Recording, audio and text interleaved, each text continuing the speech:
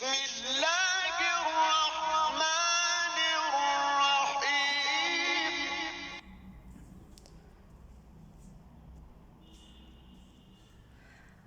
alaikum. I'm Ara Ishtiaq here. Today we are going to discuss Pakistan Studies for BS program. Students, as you know, we were already discussing about ideological rationale with reference to Allama Muhammad Iqbal, Quaid-e-Azam Muhammad Ali Jinnah and Sir Syed Ahmad Khan. आपने देखा था कि पाकिस्तान का बनना या ये ideology आना कि हमने पाकिस्तान बनाना है, एक अलग स्टेट बनानी है, इसके पायनियर सर सैयद अहमद ख़ान थे। उसके बाद हमने अल्लामा इकबाल का इसमें रोल, इस आइडियालॉजी में, कायद-ए-आज़म का इस आइडियालॉजी में रोल सब डिटेल में डिस्कस किया है।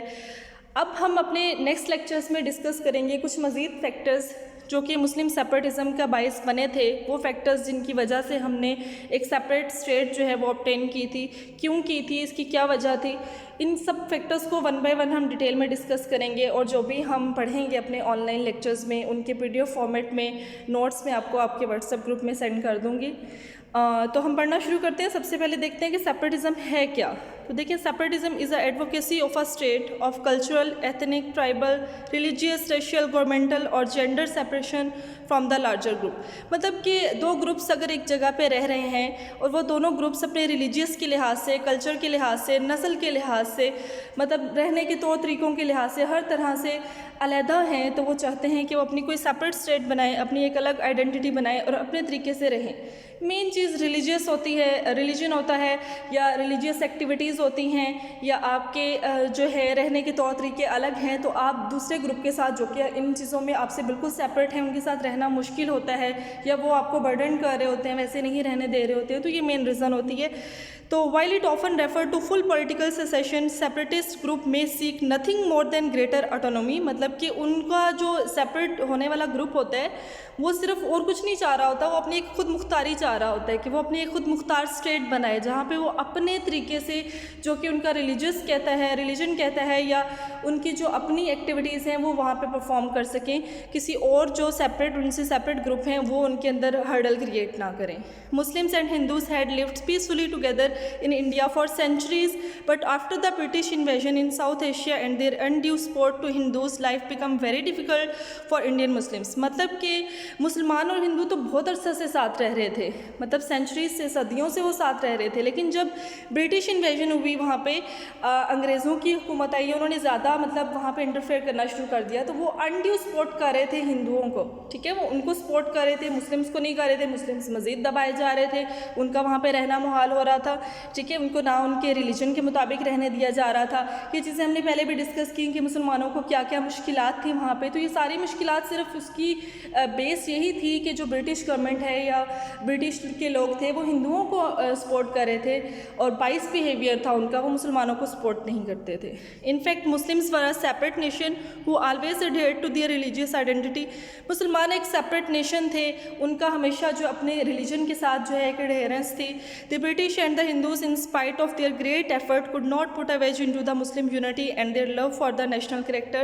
मतलब कि ब्रिटिश और हिंदुओं ने बहुत कोशिश की कि मुसलमानों की unity on the basis of their religion इनको थोड़ा ख़त्म किया जाए या इनको सेपरेट कर दिया जाए, इनके दरमियान फूट डाली जाए, लेकिन वो ऐसा नहीं कर सके। मुसलमान यूनाइटेड थे अपने एक बिलीफ पे, अपने अकीदे पे, अपने रिलीजन पे। The creation of Pakistan owes much to this feelings of adherence to their national image and religious identity.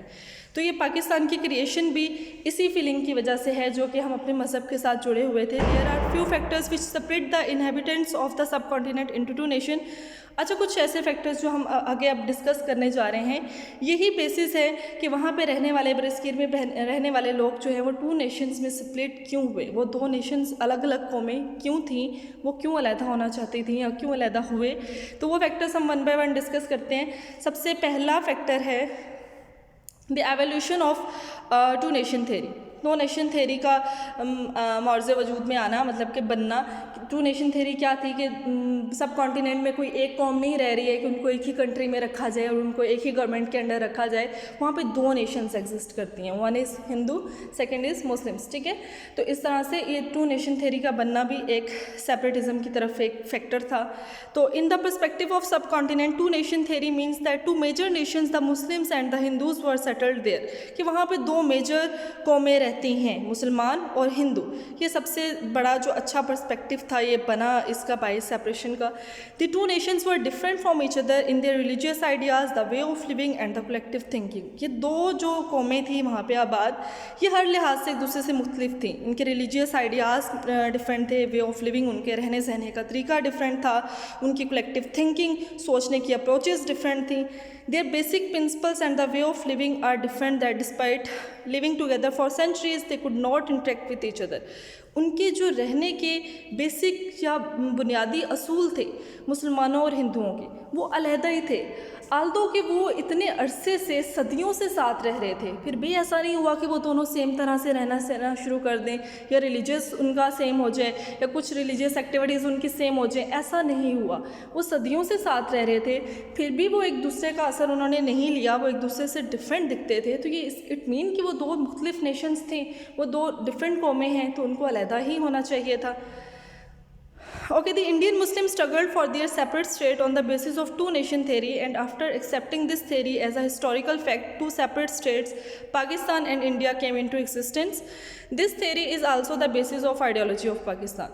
कि मुसलमान और हिंदुओं ने अपनी सेपरेट स्टेट के लिए बहुत स्ट्रगल किया वहाँ पे टू नेशन थ्योरी के बेस पे, और जब इसको हिस्टोरिकल फैक्ट के तौर पे एक्सेप्ट कर लिया गया कि वाकई ये दो अलग अलग कौमें हैं, तो फिर दो अलग कंट्रीज़ बनी, एक पाकिस्तान बना फॉर मुस्लिम्स एंड इंडिया बना फॉर हिंदूज़। ठीक है, Quaid-e-Azam once said Hindus and Muslims though living in the same towns and villages had never been blended into one nation, they were always two separate entities.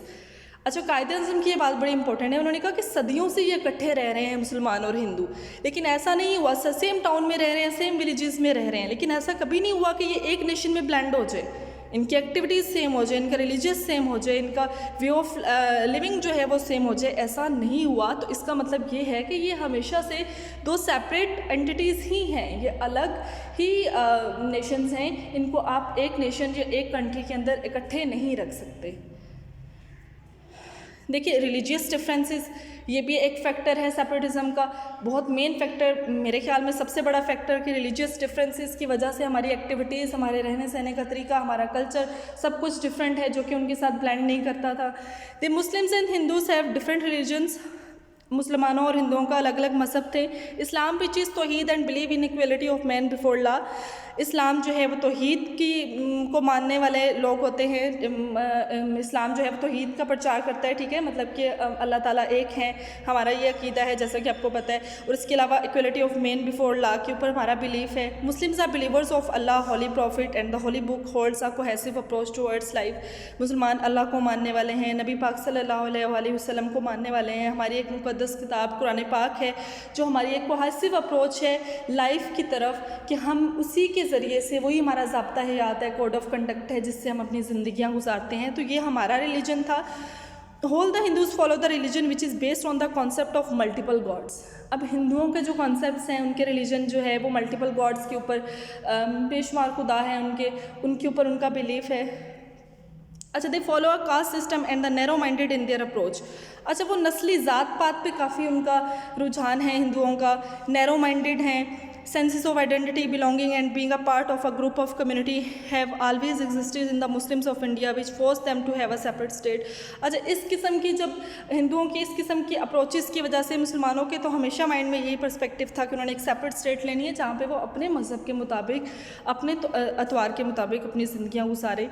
Hindu and Muslims families which lived in the same neighborhood for generations could be distinguished at a glance from each other। अच्छा, देखें कि हिंदुओं और मुसलमानों की family जो same आस पड़ोस में रह रहे होंगे सदियों से, नस्लों से, उनकी जनरेशन्स ऑफ जनरेशन्स जो हैं वो साथ रही होंगी, लेकिन फिर भी एट अ सिंगल ग्लांस उनको एक नज़र में पहचान लिया जाता था कि ये मुस्लिम्स हैं, ये हिंदू हैं, कि अलग अलग हैं, अलग दिखते हैं वो, उनके रहने के तरीके अलग हैं, उनका लिबास अलग है, उनका कल्चर अलग है, उनका मज़हब अलग है, मतलब हर लिहाज से वो सेपरेट थे।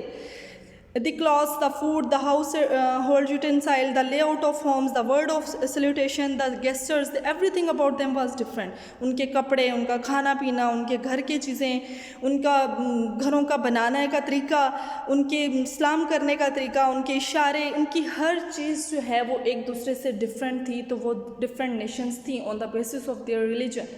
तो उनको सेपरेट होना था। ये एक सबसे मेन फैक्टर था जो कि सेपरेटिज्म का को लीड किया जिसने।